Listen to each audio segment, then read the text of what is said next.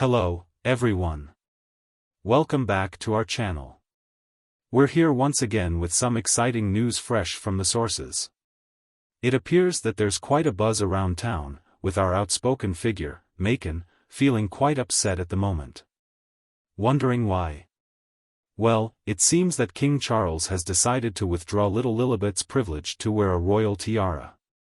Oh, my goodness, I can hear the gasps already.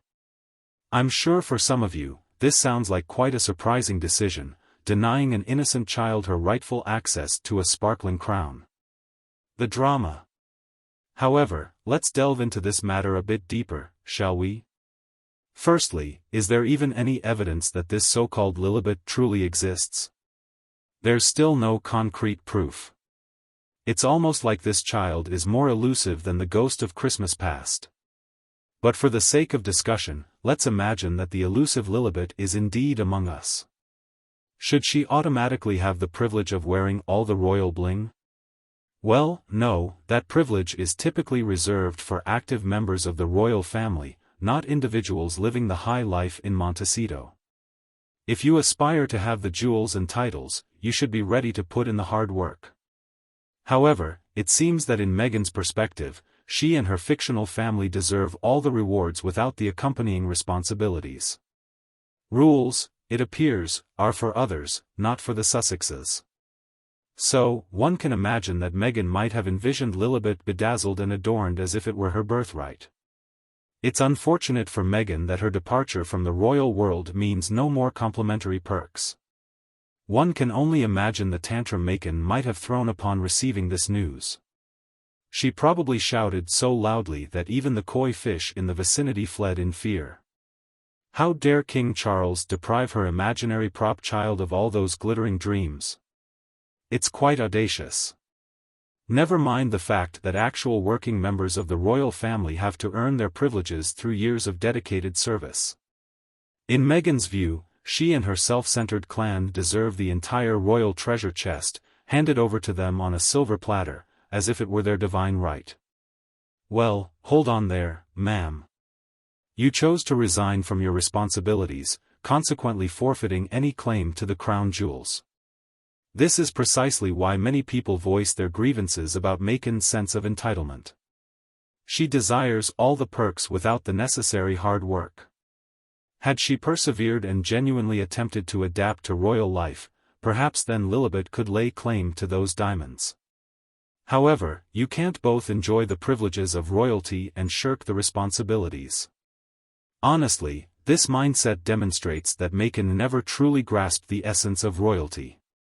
Royalty entails a life of duty and sacrifice in service to the people, not merely a convenient shortcut to fame, wealth, and trinkets. Do you think the Queen relished every mundane ribbon-cutting ceremony in the reign? Probably not, but she bore it with dignity and fulfilled her obligations. Meghan anticipated the glamorous Versace gowns and adoring fans but balked at the less glamorous aspects expected of a working princess.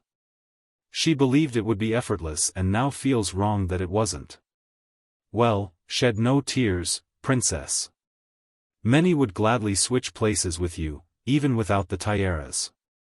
When Meghan realized that royal duties also involved less glamorous tasks, the glamour quickly faded. Then it became a lament of, woe is me, as she claimed that palace life stifled her spirit. In reality, she didn't receive the adoration and admiration she believed she deserved. When you don't make the effort to naturally connect with the public, it's no surprise when they don't instantly idolize every word you utter. However, instead of introspecting her own missteps, Meghan found it easier to cast herself as the victim. But now, that victim card has expired. If you abandon your royal responsibilities, you forfeit the royal privileges. That's just how it goes.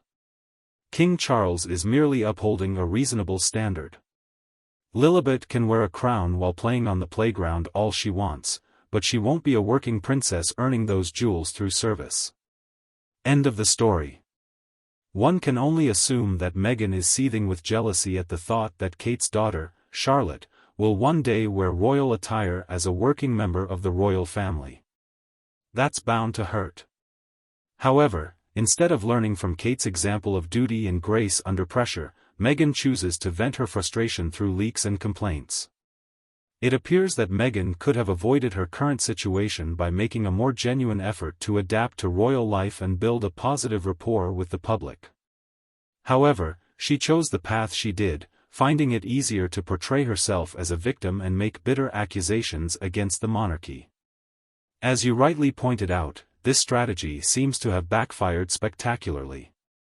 In my opinion, Charles made the right decision here. Distributing royal privileges without a sense of duty would indeed diminish the significance of the monarchy. Meghan may have believed she could transition to Hollywood while retaining her royal perks, but the reality is different. Actions have consequences, and you can't criticize the royal institution continually and still expect to enjoy all the benefits. Some might argue that the Queen was too lenient, but Charles seems to be setting necessary boundaries. It's a message that you can't have your royal cake and eat it too. In that regard, I agree with King Charles. It's essential to remind the Sussexes, who have at times come across as arrogant and entitled, that they can't have it both ways. Your perspective on this breaking news is well articulated. I'm eager to hear what others think in the comments. Is Charles right to deny Lilibet, whether real or imaginary, the royal privileges? Does Meghan have a valid point in her response to the revoked crown? We'll have to stay tuned for more updates on this unfolding Sussex drama. Goodbye for now.